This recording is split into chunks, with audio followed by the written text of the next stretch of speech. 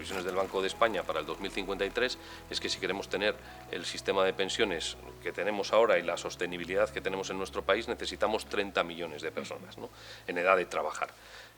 ¿Cómo van a venir? ¿Por qué esas personas tienen que venir a los pueblos o al medio rural y no solamente a las ciudades, donde es mucho más barato y mucho más rentable, entre comillas, un hospital o una línea de cercanías, que el tren que va de Palencia a León, que va con 20 viajeros? ¿Por qué esas personas tienen que tener aquí? Eso quizás sea el trabajo que tenemos que intentar desarrollar en los próximos años, ¿no? Eso es a lo que me refiero quizá con el término de revolución rural, que es por qué conseguir que esa gente se distribuya territorialmente mucho más equilibrada, ¿no?, que no solamente concentrada en determinados lugares. Y en ese trabajo yo creo que la oportunidad de las renovables pues tiene una puerta muy importante de colaboración con los ayuntamientos, donde se pueden desarrollar este tipo de medidas. Baby, can't you hear my call?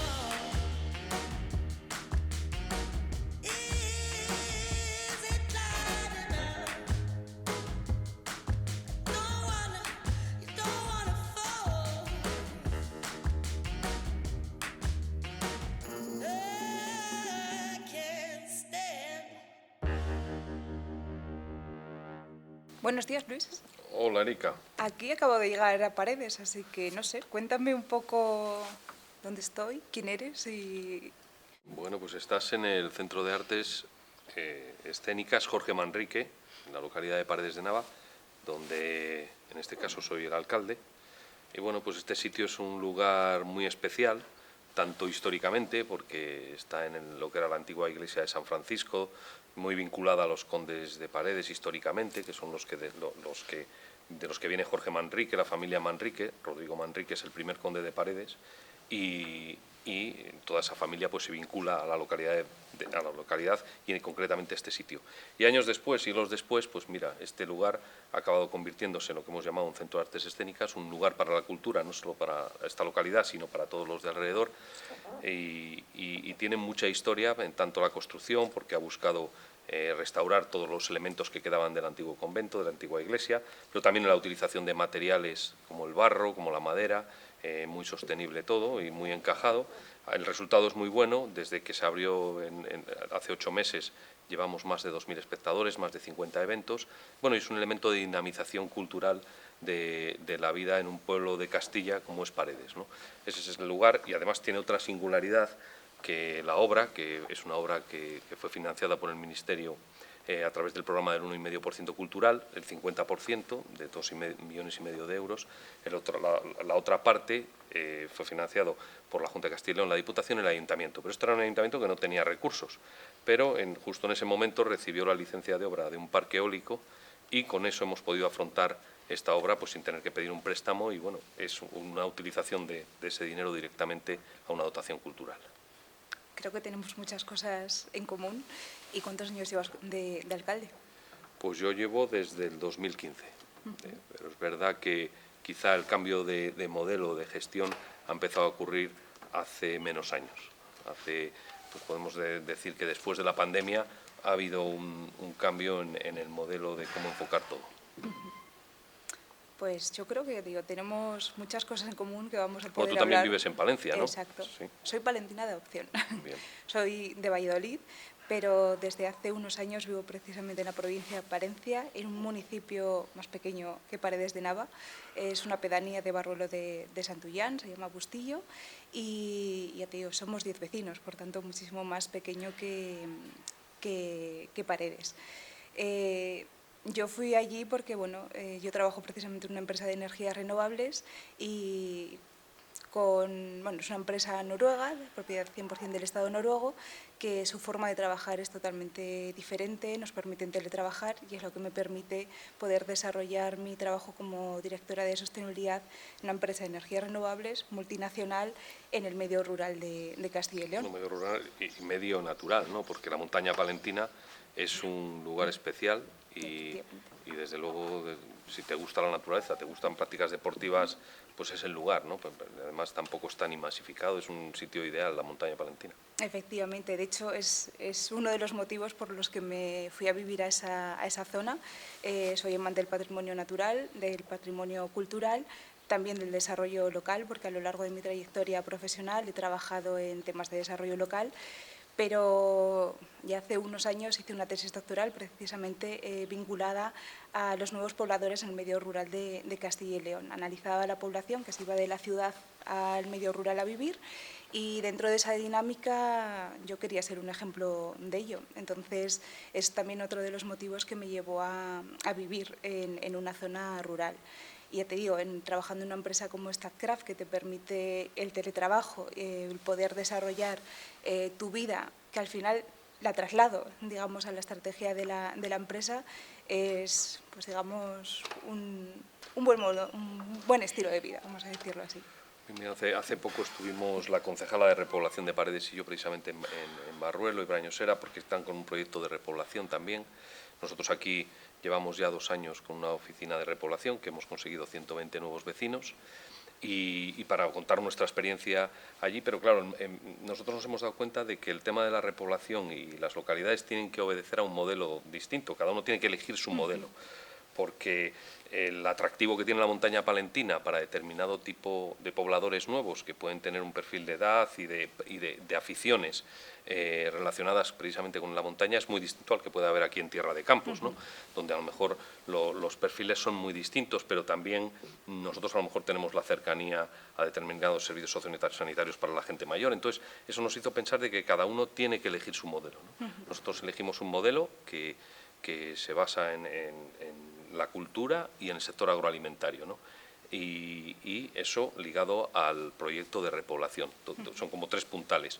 Y todo un poco envuelto por el tema renovable, que es el que nos ocasionó o nos generó esa oportunidad de poder empezar a trabajar, ¿no?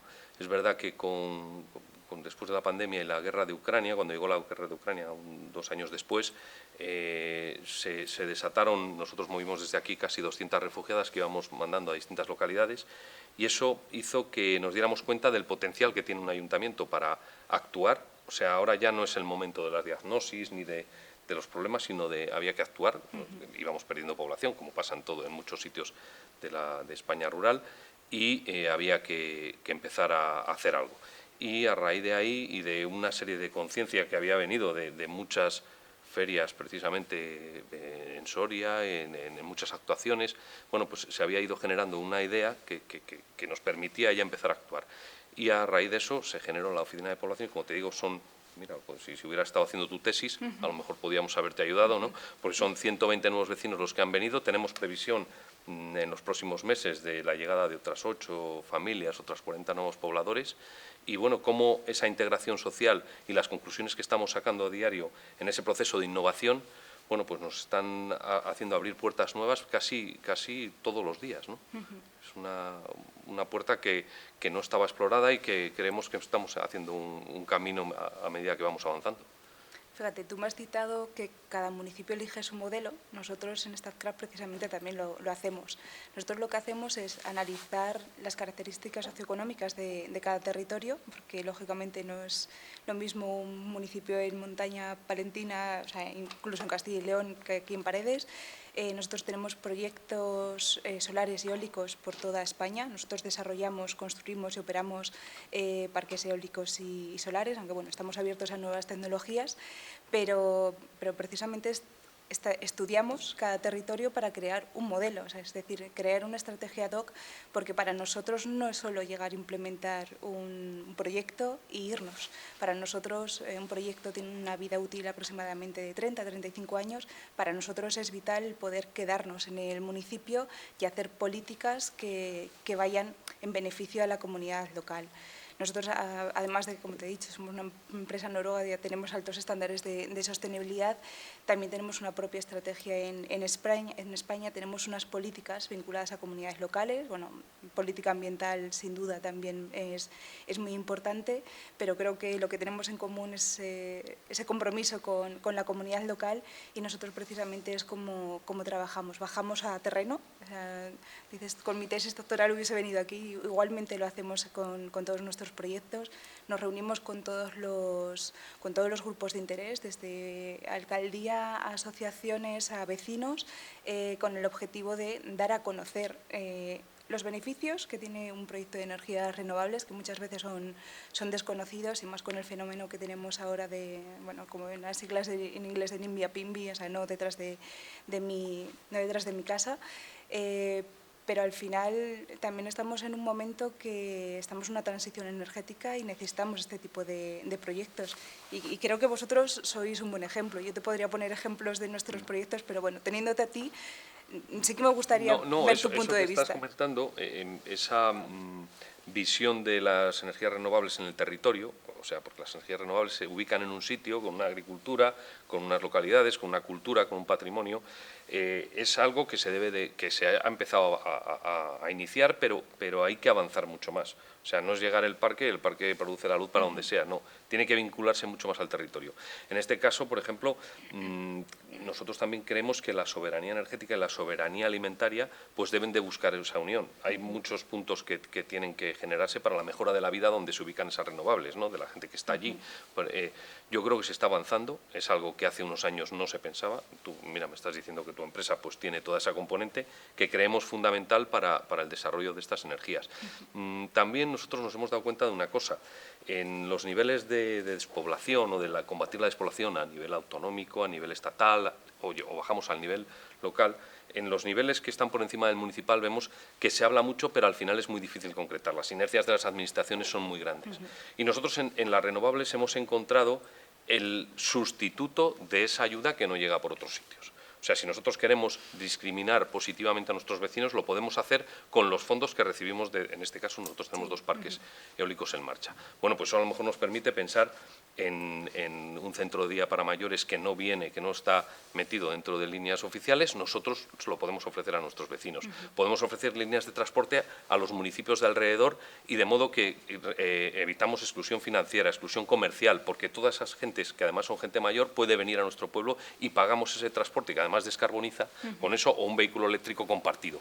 Todas esas medidas que tendrían que llegar, si queremos hacer esa discriminación y no están llegando, podemos adelantar pasos con las renovables. Si además existe una componente social en esos proyectos y además de los tributos que tienen que pagar se pueden ocasionar esas sinergias, pues yo creo que ese es el camino. De hecho, claro, parece que estamos trabajando juntos porque podemos empezar. Podríamos empezar, por supuesto. Siempre que haya un acceso y conexión, porque claro, esto Claro, también... sí. Fíjate, voy a retomar 3 temas, ¿vale? Uno es el acceso y la conexión, también para entender por qué nos asentamos en determinadas zonas rurales. Después voy a pasar a la parte de soberanía alimentaria, que también has citado, y algunas medidas sociales. Fíjate, supongo que tú esto lo conoces, pero el parque no se ha ubicado en paredes porque alguien ha hecho así y puso una chincheta en paredes de nada. Hay diferentes criterios ambientales que hay que tener en cuenta. El primero, como he citado, es el acceso y la conexión. Cuando una empresa, en este caso Statkraft, elige un espacio es porque primero tienes que tener un acceso y conexión. A partir de ahí ya empiezas a poner como diferentes y capas. horas de viento, claro. En este caso recurso, Sí, tiene sí. que haber recurso, por supuesto, pero al final tiene que haber también unas condiciones ambientales que sean favorables. Exacto. Nosotros, ya te digo, hacemos una prefactibilidad ambiental que ahí vas solapando capas, partiendo, por supuesto, de la del Ministerio de Zonificación, y a partir de ahí ya se puede empezar a hablar de cuál es la ubicación. Entonces, o sea, es importante que también desde la empresa eduquemos o enseñemos cuál es la realidad de pues, una empresa de energías renovables, por qué se asienta en el medio rural. Hay muchos factores, pero no es algo aleatorio, ¿vale? Y creo que eso es importante. Luego, otro criterio que tú hablabas es el tema de la soberanía alimentaria. Las energías renovables son totalmente compatibles con cualquier otro uso de suelo. En tu caso tenéis energía eólica. Yo, de hecho, cuando venía con mi coche por la carretera, he visto como dentro del parque había una segadora ya recolectando. Por tanto, es compatible el uso del suelo. En este caso es agricultura, pero puede ser con la ganadería. Ganadería es compatible eólica y solar. Nosotros, por ejemplo, en todos nuestros parques, para el control de la vegetación, introducimos ganado dentro de las plantas. Eso favorece el desarrollo local, porque estamos dando una oportunidad a un ganadero local que se pueda mantener en su territorio. Ovino Sí, vacuno. es ovina fundamentalmente. Sí. Hay una menor repercusión sobre los paneles, en este caso. Se adaptan muy bien a la planta, te permite, como te digo, controlar la vegetación sin utilizar ningún producto químico, ningún fitocida ni nada, o por ejemplo evitar la mecanización. Pero creo que lo más importante es que cuentes con un ganadero local, sigue produciendo en su zona, muchos de ellos siguen perteneciendo a la denominación de origen, siguen produciendo sus quesos o escárnicos, ¿sabes? Al final ellos siguen con su modelo de negocio y le estás dando la oportunidad de quedarse en su zona. Por tanto, lo de la soberanía alimentaria es algo que, por ejemplo, nosotros desde StatCraft estamos trabajando para buscar esa compatibilidad. En unas cosas ya real, en otros, por ejemplo, tenemos firmada una cátedra con la Universidad Politécnica de Valencia que estamos viendo cómo introducir cultivos dentro de los parques solares. ¿Por qué? Porque nosotros al final lo que buscamos es un modelo sostenible y sostenido a lo largo del tiempo. O sea, nosotros no queremos la imagen de determinados cultivos dentro de una planta para hacer la foto.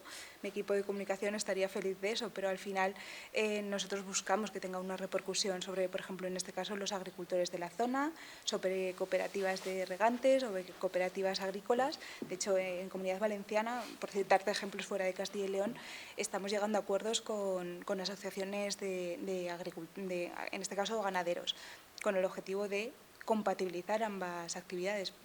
Es posible compatibilizar esas actividades. Sí, bueno, mira, el otro día nosotros aquí hemos inaugurado, bueno, puesto la inauguración de unas obras de una planta de aceite de consumo humano, de girasol, de colza, también refinado de oliva. Y lo que pedí yo en el discurso fue que ese tipo de sector agroalimentario, o lo que me estás hablando tú, de quesos, que están ubicados en el medio rural y que al final el huevo frito lo vas a hacer con ese aceite o la ensalada la vas a alinear con el aceite que se está produciendo, por ejemplo, en Paredes de Nava. Cuando tú estás en una gran ciudad y estás usando ese aceite, que seguramente tus abuelos eran de esa zona o de una zona similar, que el producto debiera llevar una etiqueta de que ese producto está colaborando con la repoblación. O sea, igual que hay una etiqueta de emisiones cero, otra de descarbonización, otra de producto ecológico, que exista una etiqueta relacionada con cómo ese producto está dentro del reto demográfico, ¿sabes? Y eso a lo mejor las empresas vuestras, o en este caso la empresa que monta la planta de aceite es una filial de una empresa de renovables, o sea, se ha fijado en el territorio, nos ha venido la oportunidad por las renovables, ¿no? Claro, el hablar de las inversiones que se está hablando, por ejemplo, en esta zona de Tierra de Campos, hacía, yo me atrevería a decir, casi siglos que nadie había puesto la mirada con esos capitales en esta zona, ¿no? Y eso al final hay que intentar aprovechar. La gestión, en este caso, de los alcaldes o los ayuntamientos, creo que es intentar aprovecharlo. Desde luego que todas las cosas tienen que llevar sus declaraciones de impacto ambiental, tienen sus inconvenientes, pero también hay que intentar ver el desarrollo que nos puede proporcionar esa llegada de capitales que no, yo no lo había vivido, pero es que a lo mejor mis padres tampoco, ¿no? Entonces, ahora mismo con esa situación nueva hay que afrontar. Y luego, como te digo, etiquetar los productos de modo que sepamos que ese producto está creando país, está haciendo que nuestras zonas despobladas vivan mejor o tengan mejores servicios, ¿no? Yo creo que esa etiqueta de la esperanza estaría muy bien intentar conseguir que se pusiera en los productos, en este caso agroalimentarios, ¿no? Si hay otro tipo de productos, pues también. Yo te tomo la palabra para, vale, pues lo propones allí, ¿no? para Sí. poderlo trabajar, Sí, sí. porque eso va muy vinculado a la tercera pata que nos ha quedado por hablar, que es las acciones sociales. Tú hablabas, por ejemplo, de que con la inversión que recibís de los parques habéis podido hacer muchas acciones sociales en beneficio de la comunidad. Nosotros en muchos casos lo trabajamos directamente con los alcaldes. Nosotros tenemos unas palancas de inversión social que fundamentalmente son empleo, inversión, inversión en empresas locales, empleo local. Después hacemos temas de formación, porque lo que nos encontramos es que en muchas zonas rurales, población envejecida, sobre todo si hablamos de comunidades autónomas como Castilla y León, pero nos está pasando en otras zonas, no hay formación o personal especializado o capacitado para trabajar. Nosotros hacemos esa formación, que es algo vital. Después también tenemos otra pata, que es la socialización de energía, que lo que buscamos también es que haya un beneficio para los vecinos de la energía renovable que nosotros estamos produciendo. Eso al final, o sea, todas esas palancas lo que hacen es generar un valor añadido más allá de nuestros parques o de la inversión que podéis tener, por ejemplo, en un ayuntamiento.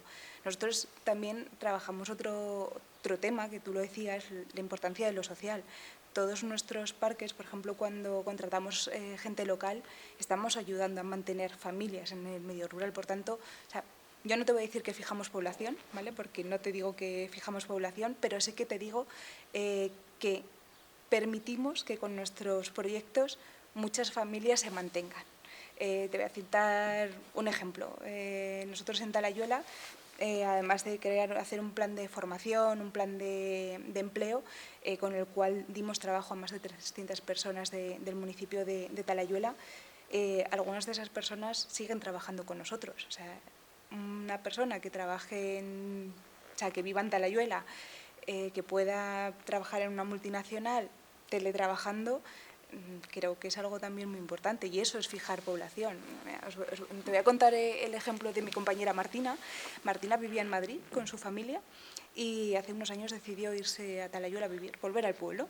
Ella se dedicaba a otras cosas y con la oportunidad que le dio Statkraft, hoy en día puede vivir en su pueblo, que sus hijos vivan con calidad de vida en su pueblo, y ella trabaja en una multinacional como es Statkraft. Por tanto, las energías renovables también traen su beneficio. O tú, ¿no?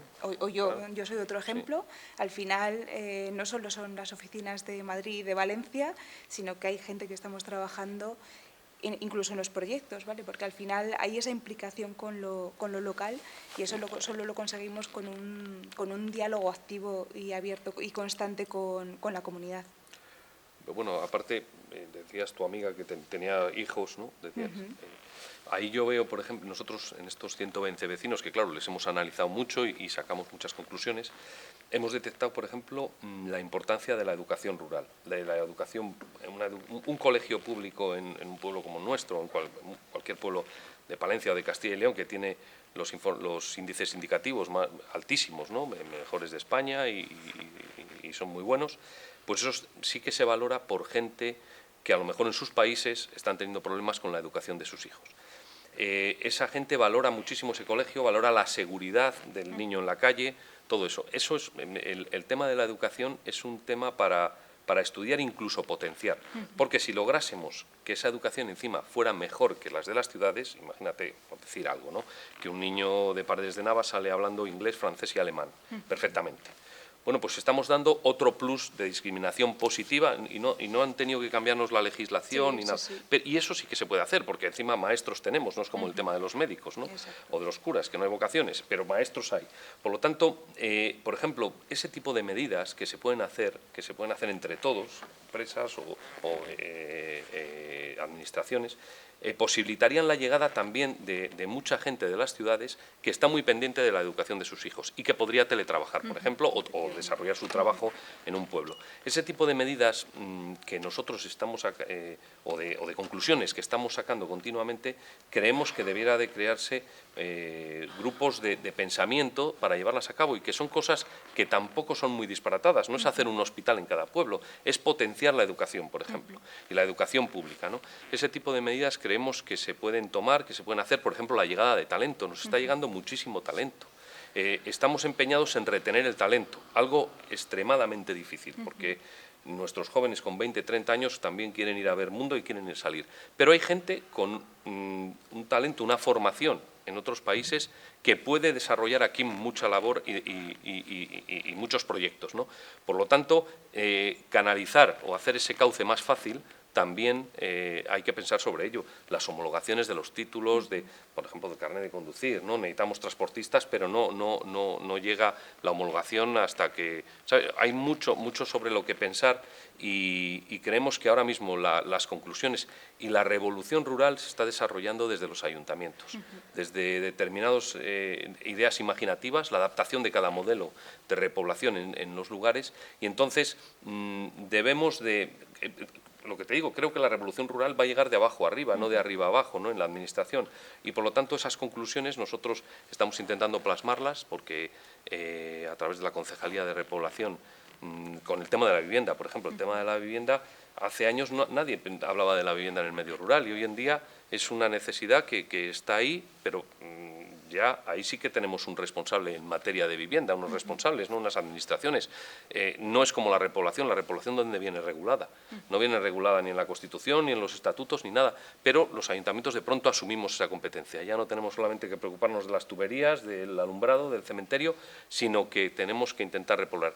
Y eso exige un trabajo diferente porque no es trabajar con baldosas, no es trabajar con tuberías, es trabajar con personas. Y nosotros nos hemos dado cuenta de que la clave del éxito en el proceso es la humanización de ese trámite, o sea, la humanización del trámite administrativo.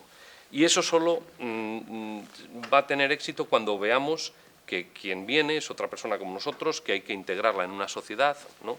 Y bueno, pues todas esas conclusiones creemos que se pueden extrapolar, que cada uno es verdad que tiene que elegir su modelo, habrá sitios que no quieren repoblar o sitios que el modelo tiene que ir enfocado de otra manera, ¿no? Pero sí que estamos, todas esas conclusiones vinieron un poco a raíz de esos cambios, a raíz de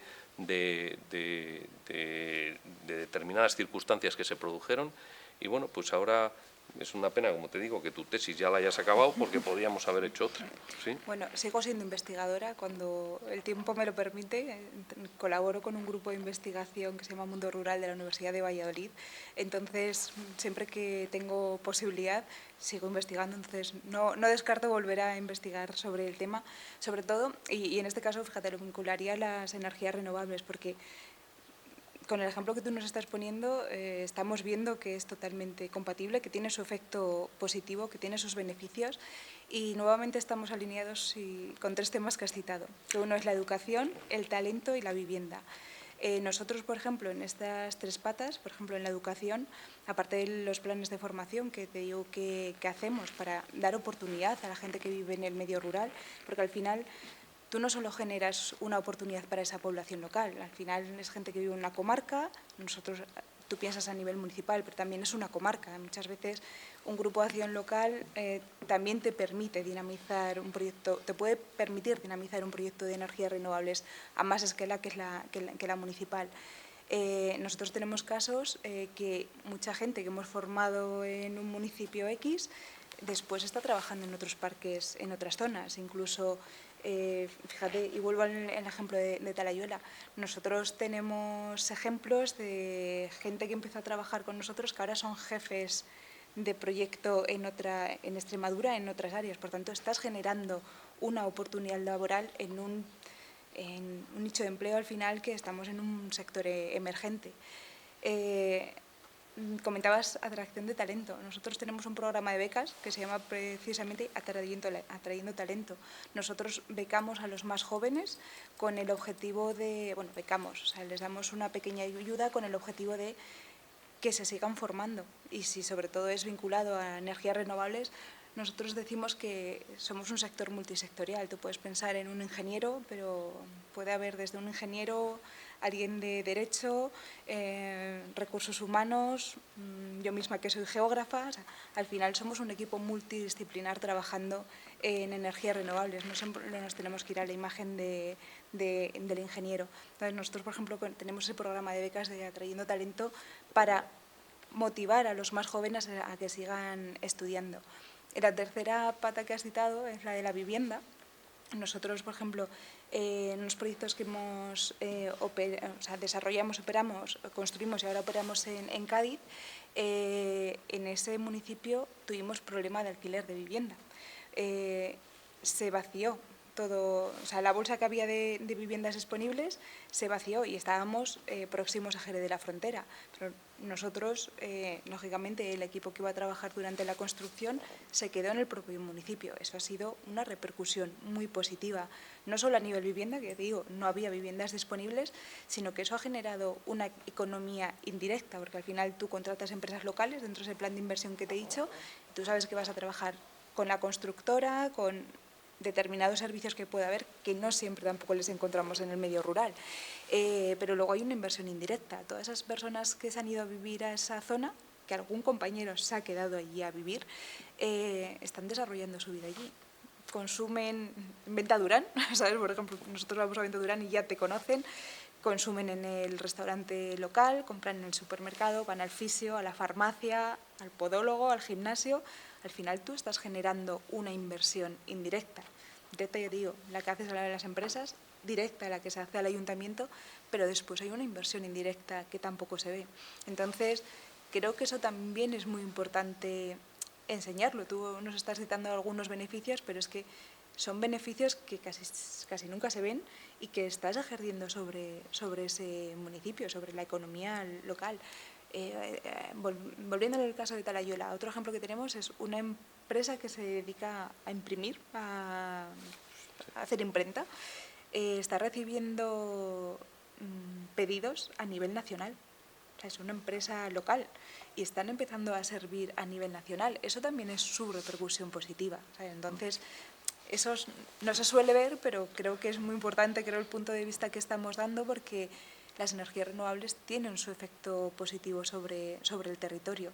Y al final, pues ahí tenemos que ir de la mano administración y empresa. Nosotros firmamos convenios de colaboración público-privada con muchos ayuntamientos, por lo que decía antes, el mantener un diálogo activo con la comunidad local, pero te digo, no solo alcaldes, ¿no?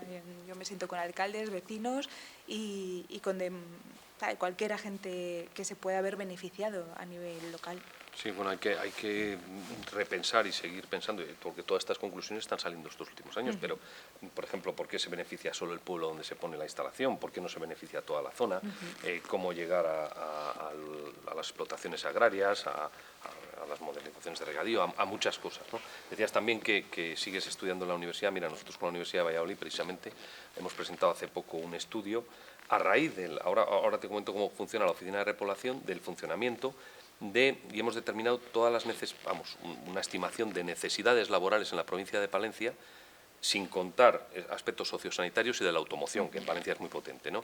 Y nos ha dado un resultado de que ahora mismo hay 1.200 puestos de empleo sin cubrir en una provincia de 160.000 habitantes, donde la población es muy mayor, ¿no? Es decir, hay unas demandas laborales que tenemos que intentar cubrir de alguna manera. ¿Cómo funcionamos en la oficina de repoblación? La oficina de repoblación lo que hace es detecta necesidades laborales en la zona, busca esos perfiles en bolsas de gente que quiere venir a vivir a los pueblos y luego también articula todo el procedimiento para dotar de vivienda y en cierto modo hace un encaje de las personas que vienen con la sociedad en la que se va a quedar a vivir, ¿no? De momento ha funcionado bien, no hemos tenido ninguna experiencia negativa, todo está encajando, pero porque hay mucho trabajo y mucha implicación personal y un acompañamiento continuo con la gente que viene, de resolver problemas, de acompañar en todos los trámites, de todo, ¿no? Bien, bueno, pues eso, a raíz de ese funcionamiento nos empieza a llamar gente de otras zonas que, oye, es que necesito para trabajar en una ganadería, en un bar, en cualquier cosa, ¿no? Y nos empiezan a llamar de otras zonas, de ahí que hayamos intentado abrir el abanico y poner en evidencia esa necesidad que todo el mundo sabe que está, pero está cuantificada. Y es más, en los próximos años, si no se acomete de alguna manera cómo cubrir esas necesidades laborales, van a ir ampliándose hasta 4.000 o 5.000 en poco periodo de tiempo.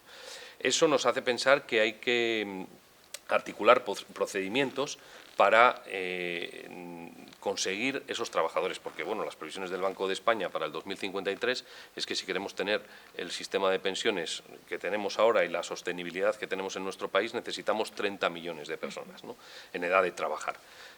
¿Cómo van a venir? ¿Por qué esas personas tienen que venir a los pueblos o al medio rural y no solamente a las ciudades, donde es mucho más barato y mucho más rentable, entre comillas, un hospital o una línea de cercanías, que el tren que va de Palencia a León, que va con 20 viajeros? ¿Por qué esas personas tienen que tener aquí? Eso quizás sea el trabajo que tenemos que intentar desarrollar en los próximos años, ¿no? Eso es a lo que me refiero quizá con el término de revolución rural, que es por qué conseguir que esa gente se distribuya territorialmente mucho más equilibrada, ¿no?, que no solamente concentrada en determinados lugares. Y en ese trabajo yo creo que la oportunidad de las renovables pues tiene una puerta muy importante de colaboración con los ayuntamientos, donde se pueden desarrollar este tipo de medidas, ¿no? Sí, porque somos conscientes de que necesitamos estas energías renovables porque la transición energética sumamos todos bueno, en StatCraft siempre decimos que las energías renovables son la solución porque al final todos necesitamos encender la luz en casa y cada vez va a ser más necesaria. Igual que estamos hablando de oportunidades laborales, esto es una oportunidad lógicamente para el medio rural y al final es necesaria esta transición energética porque es algo que ya va implícito y que estamos viendo sobre todo que el tema del cambio climático cada vez es más acuciante, por tanto es una manera también de sumar. Toda esa filosofía que estás diciendo y práctica que estáis llevando a cabo con el caso de tu empresa y otras empresas renovables, yo creo que es algo muy necesario, porque quizá ha habido unos años en los que no ha existido esa componente social y de vinculación con el territorio de las energías renovables y eso ha generado cierta acritud hacia las renovables. Nosotros, fíjate, nosotros aquí teníamos tenemos bienes comunales y decidimos acotar una zona para poner parques de energías renovables allí. Y bueno, pues eso generó que agricultores de la zona denunciasen esa situación, ¿no? Eso nos lleva al TSJ de Valladolid y al final el Supremo nos da la razón al Ayuntamiento de Paredes y a todos los pueblos de España les posibilita, les abre la puerta para que puedan desarrollar esas energías renovables. Quizá con una política de las empresas que se está desarrollando ahora no se hubieran producido esas situaciones que a veces hacen ver las renovables como algo de agresión, ¿no? No sé qué piensas ahí. Claro, nosotros, está en nuestro día a día, o sea, lo que me estás comentando forma parte de nuestro día a día. Sí que es cierto que nosotros en StatCraft llevamos años trabajando con estas políticas, no es algo que estemos implementando ahora, sino que es algo que llevamos ya hace tiempo trabajando en ello. Sí que es cierto que es difícil el tema, pero yo siempre digo que es una cuestión de educar la mirada, porque las energías renovables nos estamos dando cuenta que son necesarias. Estamos diciendo que la transición energética todos sumamos, pero es que hay que verlo como un elemento más del paisaje. O sea, no lo tenemos que ver como algo agresivo, sino como un elemento más. Entonces, es una cuestión didáctica que nos va a llevar tiempo a las empresas. No se trata de convencer a la sociedad. Al final, aquí lo que estamos buscando es que se vea como un elemento más, un elemento necesario, porque el modelo de vida que llevamos cada vez vamos a necesitar más energía y si no apostamos por un modelo de este tipo no va a ser viable. Tú has cambiado de modelo de vida porque te has ido a vivir a un pueblo pequeño en la montaña palentina, ¿no? ¿Cómo fue allí? ¿Encontrar vivienda fue fácil o no? Porque yo estoy un poco obsesionado con el tema de la vivienda. Luego te digo mi conclusión sobre la vivienda, sí. Sí, es muy difícil, nos costó muchos años. Sí que es cierto que, bueno, nosotros donde vivo ahora llevamos 6 años, pero anteriormente habíamos pasado por otras casas porque no es fácil encontrar vivienda en el medio rural. Pero al final, una vez que te asientas, tú desarrollas allí tu vida. ¿Vale? ¿Cómo es tu vida un día normal? ¿Cómo es mi vida un día normal? Pues, como te he dicho, yo teletrabajo, pero sí que es cierto que viajo mucho, por ejemplo, a Madrid, Valencia o me desplazo a proyectos. Para mí es muy importante ese contacto directo con lo local. Pero bueno, cuando tengo que ir a Madrid a trabajar, lo hago como cualquier ciudadano de a pie, pero el día a día en el pueblo es salir con mi perro por las mañanas, ponerme a trabajar, hacer mi jornada laboral y después me permite, una vez que realizo todas mis llamadas, el poder salir y respirar y tener calidad de vida.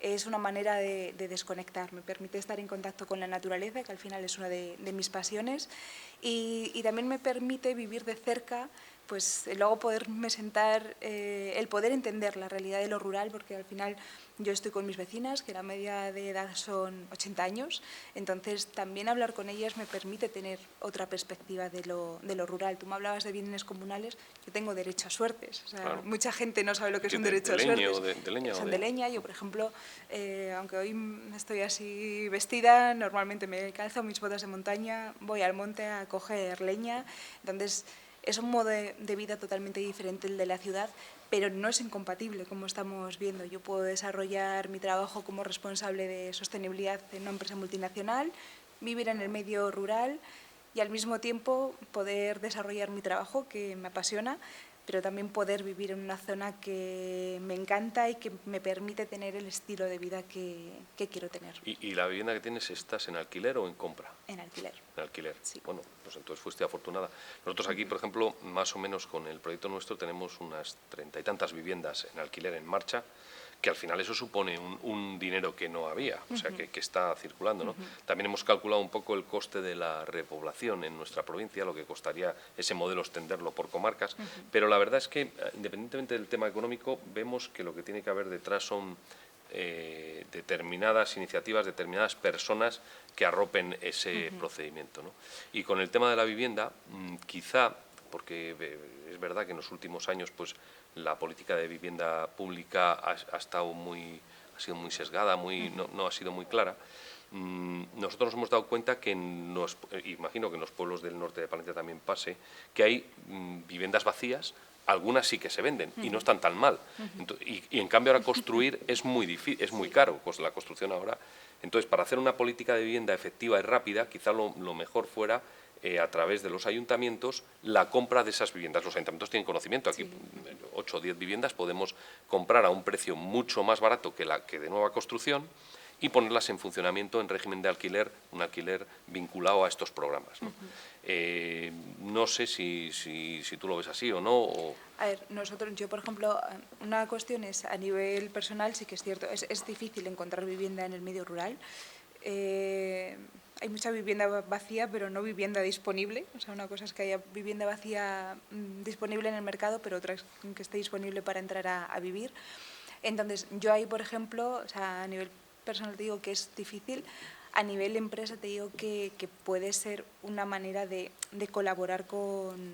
O sea, luego aquí hay diferentes planteamientos que puede haber a nivel empresa, que es viable o no es viable, pero creo que se puede trabajar de la mano de ayuntamientos. Al final tú buscas revitalizar la zona, entonces tú puedes buscar un plan de revitalización enfocado a las necesidades de un municipio. La revitalización solo llega con las personas, ¿no? Porque nosotros, por ejemplo, la Oficina de Repoblación ha sido posible gracias a una subvención del MITECO, cuesta dinero, porque hay que tener técnicos, pero nos hemos dado cuenta de que cada nuevo vecino que llega, también el ayuntamiento cobra una cantidad que ya recupera directamente, se generan unos alquileres, se generan una reversión fiscal que con toda la actividad que se promueve con una familia que llega, ¿no?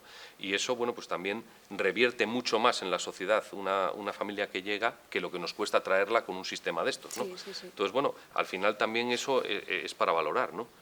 Hay que hacer esos números, ese tema económico, porque es un tema económico del país, ¿no? Claro, a nivel país, es país, y decías tú, a nivel local, pero es que las empresas jugamos un papel importante también, porque al final, en este caso, tú tienes tu parque, habrá gente del municipio trabajando en ese parque, tú estás generando ese valor dentro de tu territorio.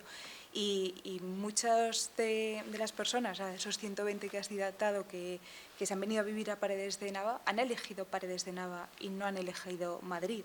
O sea, al final aquí es muy importante el punto de vista que se dé, el cómo se puede vivir en una zona u otra, y ahí está esa dicotomía rural-urbano y ese diálogo rural-urbano que nos permite pues elegir nuestro estilo de vida, pero siempre que haya posibilidades, y yo te estoy diciendo que por ejemplo con las energías renovables esto es posible, yo creo que tenemos un camino ya andado.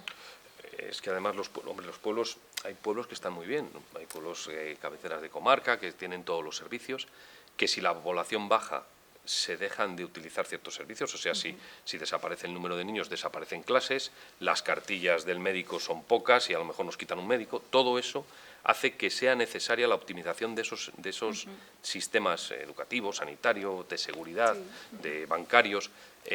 También hay que evaluar el coste social que supone no optimizar esos recursos. Si en un colegio en vez de 15 niños hay 20, el profesor está mejor utilizado, entre comillas, ¿no? Por lo tanto, yo creo que esa evaluación también hay que hacerla, porque al final son números de país, ¿no?